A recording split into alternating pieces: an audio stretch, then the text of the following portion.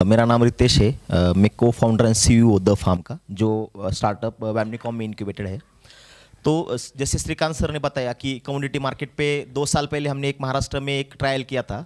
जो भी farmer organisation है उनके जो मेंबर्स है उनको ट्रेनिंग दिया हमने और उनको कहा कि आप सेबी पे जाके एक आंदोलन करो। तो उससे क्या हुआ कि थोड़ा प्रेशर आ गया, मगर कुछ हुआ नहीं आगे जाके। तो सर तो बहुत सालों से उस पर लिख भी रहे, लोक सत्ता में लिख रहे, सकाल में लिख रहे।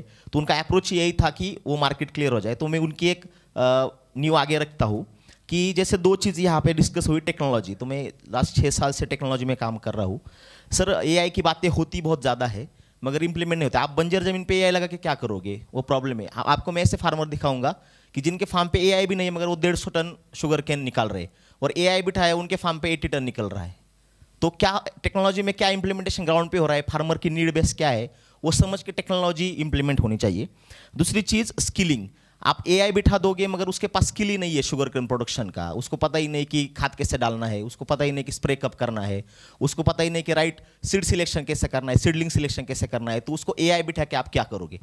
तीसरी चीज़ की एक महाराष्ट्र में एक हैकाथॉन हुआ था लास्ट ईयर। हैकाथॉन बहुत सारे होते रहते हैं मगर क्या है कि हैकाथॉन की जो आइडियाज़ है वो आगे इंप्लीमेंट नहीं हो पाती। ग्राउंड पे बहुत सारे लोग मैकेनाइजेशन में काम कर रहे हैं एग्रीकल्चर में, तो उनकी आइडियाज़ भी थोड़ी आगे आनी चाहिए। वहाँ पे मैकेनाइजेशन, जब आप पीएससीएस की बात कर रहे हैं तो मैकेनाइजेशन भी एक बहुत इंपॉर्टेंट पार्ट है जो एग्रीकल्चर को बूस्ट कर सकता है। क्योंकि बहुत आप मेजर आज फार्मर से प्रॉब्लम पूछोगे तो लेबर प्रॉब्लम सबसे पेन प्रॉब्लम है उनका।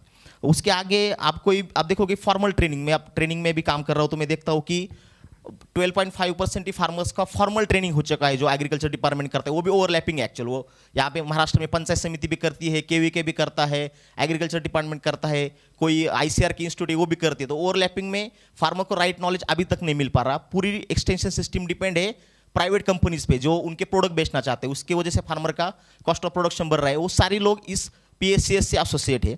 फार्म आपको टेक्नोलॉजी में इंप्लीमेंटेशन करना हो तो उसका फार्म स्किल, उसका इनपुट होने वाला ट्रेड, उसको मिलने वाला फाइनेंस, उसका इंश्योरेंस और उसका सप्लाई, ये सब चीज़ें एक प्लेटफॉर्म में इंटीग्रेट करनी पड़ेगी। क्योंकि महाराष्ट्र में मैं देखता हूँ कि जो ये प्लेटफॉर्म था महाराष्ट्र गवर्नमेंट का, एग्रीकल्चर डिपार्टमेंट का, वो नियर अबाउट 20+ एप्लीकेशंस यूज करते थे। अब पता होगा कोई यहाँ पर अवधूत सर है, उनको पता है कि 20+ एप्लीकेशन ग्राउंड पे यूज करते, तो डेटा कैसे कलेक्ट हो पाएगा। सर ने जैसे कहा कि सबसे बड़ा प्रॉब्लम डेटा है, डेटा यूटिलाइज करना नहीं आ गया तो क्या उस डेटा का फायदा होगा। So right data utilisation is too important. मैं यहाँ पे देखता हूँ कि आपको पीएससीएस को स्ट्रेंथन करना है तो उसके जो सभासद है, वो डायरेक्टर है, उनका स्ट्रेंथनिंग बहुत इंपॉर्टेंट है। क्योंकि उनको पता ही नहीं क्या करना है। हमारे इधर तो हर एक 6 महीने में एक नया चेयरमैन हो जाता है सोसाइटी का, तो कोई पॉलिसीज होनी चाहिए कि वो अच्छी तरह से वो इंप्लीमेंट कर पाए। 6 महीने में चेयरमैन होकर क्या चेंज करेगा ना वो। और जो भी डायरेक्टर्स चुन के आते हैं वो भी पॉलिटिकल इंटेंशन से आते हैं। तो सर ने जैसे कहा कि जैसे क्वालिफिकेशन चाहिए कुछ तो वहाँ पे जाने के लिए, और उनको आफ्टर सिलेक्शन भी उनके ट्रेनिंग फॉर्मेट्स डिजाइन करने चाहिए कि उन्होंने क्या क्या करना चाहिए। दूसरी चीज़ जैसे मैसेज ने कहा कि नीड बेस्ड टेक्नोलॉजी कैसे क्या होता है सर, मोबाइल हमारी ज़रूरत है इसलिए हम यूज़ कर रहे हैं। मोबाइल नहीं है तो भी जी सकते हैं ना, मगर हम यूज़ क्यों कर रहे हैं कि हमारा लाइफ इजी हो जाए।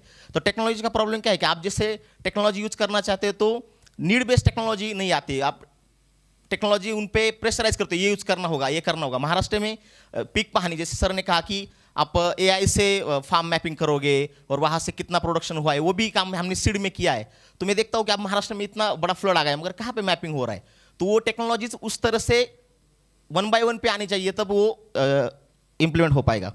जैसे सर ने कहा कि एग्री वैल्यू चेन का, सर मैं एक बताना चाहता हूँ कि सर प्रोडक्शन क्वालिटी इतना लो है ग्राउंड पे फार्मर का, आप एग्री वैल्यू चेन पे हम जो आगे बात करते हैं वो पॉसिबल ही नहीं है। क्योंकि मैं लास्ट टाइम बात कर रहा था, अमेरिका का सोयाबीन को हम कॉम्पीट क्यों नहीं कर पाते। तो हमारा जो सोयाबीन जिस प्राइस में मिल रहा है उससे कम प्राइस में अमेरिका यहाँ पे डीओसी दे सकता है। तो इतने कम प्राइस में ये चीज़ें मिलेगी तो हम कहाँ कॉम्पीट कर पाएंगे, और प्रोडक्शन लेवल भी हमारा बहुत कम है। दूसरी चीज़ की जो क्वालिटी ऑफ प्रोड्यूसर, ई नाम के बारे में कहा सर, महाराष्ट्र में सबसे बड़ी हिंगन घाट एपीएमसी है, मैंने उसका स्टडी किया, नियर अबाउट 100+ एपीएमसी का मैंने स्टडी किया है। ई नाम सर 100% फेल्यूर मॉडल है, क्योंकि जो भी लॉट्स बनाने हैं, जो भी क्वालिटी प्रोड्यूस लाना है वो पॉसिबल नहीं है। वो क्या करते हैं ग्राउंड पे कि डायरेक्टली जो लॉट्स फाइनल ऑक्शन में हुए वो इधर इनाम में प्लेस कर देते हैं। आपको लगता है कि इनाम हो सक्सेसफुल हो रहा है, मैं गवर्नमेंट के वेबसाइट्स पे देखता हूँ, तो मुझे लगता है कि थोड़ा फैक्ट चेक भी होना चाहिए, क्योंकि डायरेक्टली जो चीज़ें हो रही है वो पॉसिबल नहीं है फील्ड पे। दूसरी चीज़ की जो मॉडल ऑफ प्रोक्यूरमेंट है, जैसे कि मैंने महाराष्ट्र में नियमन मुक्ति नाम है कि जो वेजिटेबल्स और फ्रूट्स है वो सेस के बाहर है, मगर जो सेस के अंदर है उसके भी लिए हिडन सेस लगाया जाता है। जैसे कोलेकर सर कह रहे थे कि आप इनाम और ये बाकी चीज़ें इंप्लीमेंट कर रहे हैं, मगर ये हिडन सेस भी आपको फाइंड आउट करना पड़ेगा और क्वालिटी प्रोड्यूस लाना होगा। मैं एक एग्जांपल बताऊंगा, बुल्ढाना से कोई होगा तो यहाँ पे बीकेएस मार्केट है, अनटच दाल बनाते हैं, तो फार्मर्स खुद जो एपीएमसी का चेयरमैन है वो प्राइवेट मार्केट में डाल डालता है, उसके जहाँ पे वो चेयरमैन है वहाँ पे नहीं डालता है। ऐसे बिजनेस मॉडल्स आगे चाहिए। यहाँ पे कास्टी का हमारे इधर अहिल्या नगर में एक सोसाइटी है, सो बिजनेस मॉडल के बारे में बता रहा था मैं।